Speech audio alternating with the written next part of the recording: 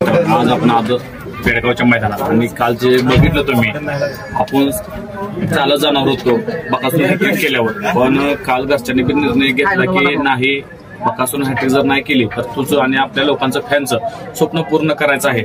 तर मित्रांनो, उद्या 23 तारीख आहे, उद्या सकाळी 7 वाजता मी बाहेर पडणार आहे बिना चप्पल सुजगावला. पण किती दिवस लागतात ते माहित नाही. आज वैभव मामा आपल्याबद्दल काय बोलतात बघूया.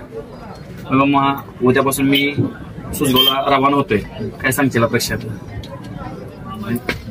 म्हणजे बैलावरचं प्रेम आहे आणि ह्या प्रेमाबद्दल आता शब्दच नाही बोलायला, कारण तुमच्या घरापासून मी तर 3 दिवस लागणार तुम्हाला यायला.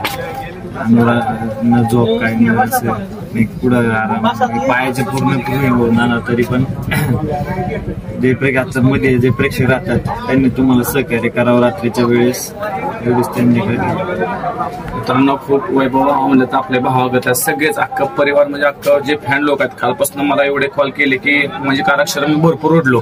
का तर मित्रांनो ती मला सहन झाला नाही, का तर हॅट्रिक पूर्ण व्हायची सगळ्यांच्या अख्ख्या देशाची इच्छा होती की बापासून काल हॅट्रिक व्हावी होती. पण शेवटी नशिबाचा खेळ आहे मित्रांनो. पब्लिकनं थोडं सहकार्य केलं असतं तर खूप सगळ्यांनी धडपड केली, पण शेवटी नशिबाचा खेळ आहे. वैभव मित्रांनो, उद्या सकाळी मी 7 वाजता रवाना होतोय. मला सपोर्ट करा, मी येतोय, तुम्ही पण या. धन्यवाद.